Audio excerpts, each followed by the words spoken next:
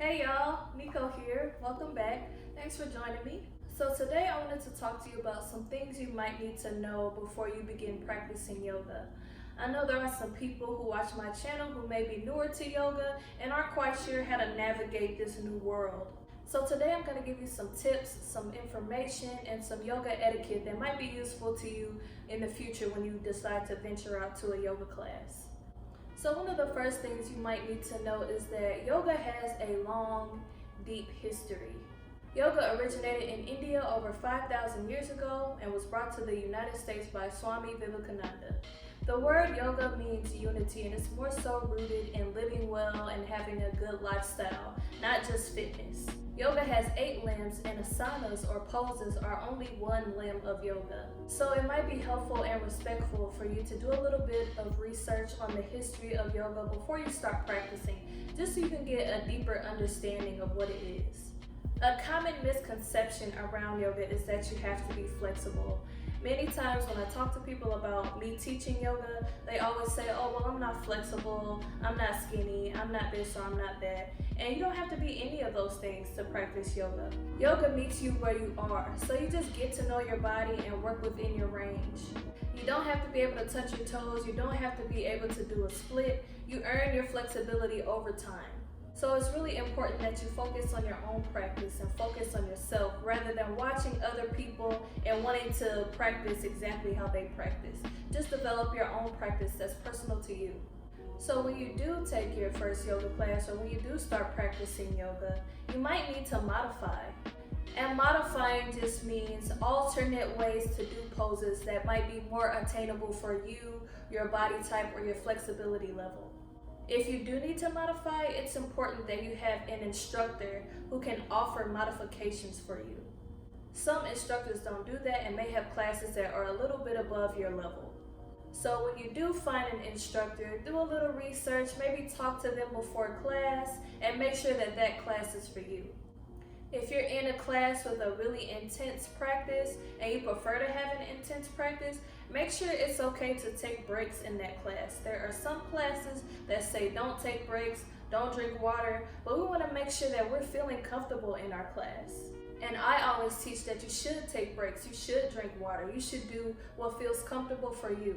So take some time finding the right instructor, finding someone who understands that you might need to take breaks and who understands that it's important for you to listen to your body to avoid injury or avoid anything that could hurt you. Let's talk about what you should wear when you go to a yoga class. Rule number 1 is that you should be comfortable. Your clothing should be breathable. A lot of people like to wear leggings. It's really up to you if you want to wear leggings or not. Whatever you choose, make sure those clothes keep things in place so that you're not fiddling with your clothes during the whole time. You want to not have to focus on what's going on with your clothes. You really want to be worried about your practice and getting through your practice. So maybe try some different outfits at home first to see how they feel when you're going through a practice, and then you can choose and decide what you want to wear when you go to a class. Many people don't know that there are lots of different styles of yoga. Vinyasa yoga, yin yoga, ashtanga yoga, kundalini yoga. So when you're signing up for a class, make sure that that type of yoga is providing what you're looking for. I teach Vinyasa yoga, so a lot of times Vinyasa yoga is going to provide you with a little more exercise, a little more heat building, as opposed to something like Yin yoga, which is going to be very low-key, holding poses for a long time, more focusing on deepening, lengthening, stretching the muscles. So again, just make sure that style of yoga is what you're looking to do. Another important aspect about the history and culture of yoga is that there are Sanskrit terms and then there are Western terms. So Sanskrit terms are words that are going to end in asana. These are the original terms for these poses. Western terms are terms that we've kind of made up to make it easier for us to remember what the pose is called. For example, Adho Mukha Svanasana is called down dog in Western terms. Pretty much the end of every Sanskrit term is going to end with that small word asana, and asana means pose. So you might hear your instructor say a word that ends with asana. That's just a Sanskrit term for the pose. Some instructors are really heavy on using Sanskrit terms, and some instructors are heavier on using Western terms. Some are a mixture of both. A lot of times you'll hear me doing mostly the Western terms, and maybe every now and then I'll sprinkle in some of the Sanskrit terms of the more common poses. So don't be alarmed or confused when you hear these terms. These are just the original names for the poses. That being said, there's a couple of words that you should know the meaning to. One of those words is namaste. A lot of times you hear namaste at the end of yoga class, and it has kind of been painted as meaning the light in me sees and honors the light in you, which is not necessarily true. It kind of just means I honor you. And in India, namaste is just used as a greeting. So we've kind of romanticized this word, but namaste is just a form of respect. So at the end of the class, you'll usually hear the instructor say namaste, and the instructor will bow, and then you return with that word namaste, and you bow as well. That just shows respect for each other. It's like saying thank you for practicing with me. The other word you should know is shavasana. Shavasana is the meditation portion at the end of class. So if I'm your instructor, a lot of times you'll hear me say, let's get ready for Shavasana. You can lay down or you can sit up for Shavasana. And that means we're getting ready for our meditation at the end of class. When you do decide to attend a class outside of home, there's a bit of etiquette that you should practice. Arrive early for class, 5 to 10 minutes early. And if you can help it, don't ever be late. Being 5 to 10 minutes early allows you to pick your spot, to get settled, to put your stuff away, and to be ready for when class starts.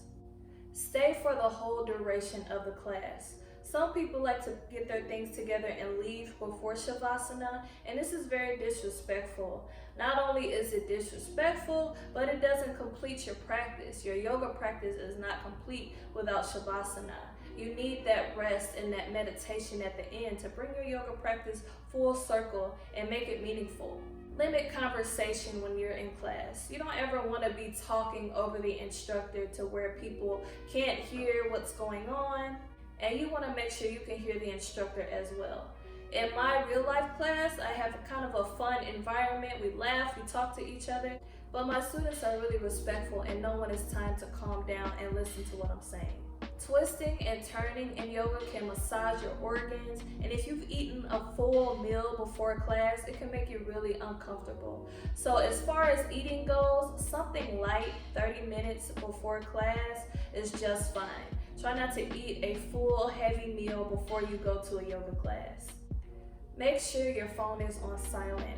I can't tell you how many times I've been in a yoga class and somebody's phone goes off. It's happened maybe 50% of the time.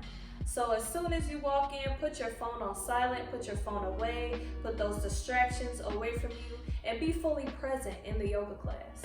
When attending a yoga class, you should bring a yoga mat, some water, and if you get sweaty sometimes, a towel.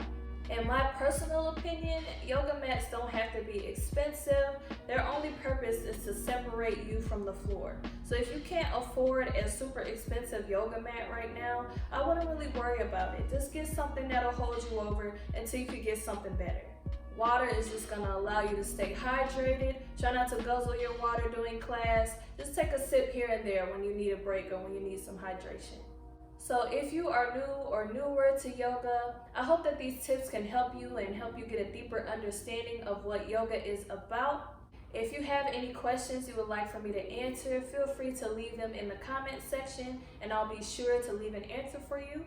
And don't forget to like, share, and subscribe to my channel. And as always, thank you for watching. Peace and love.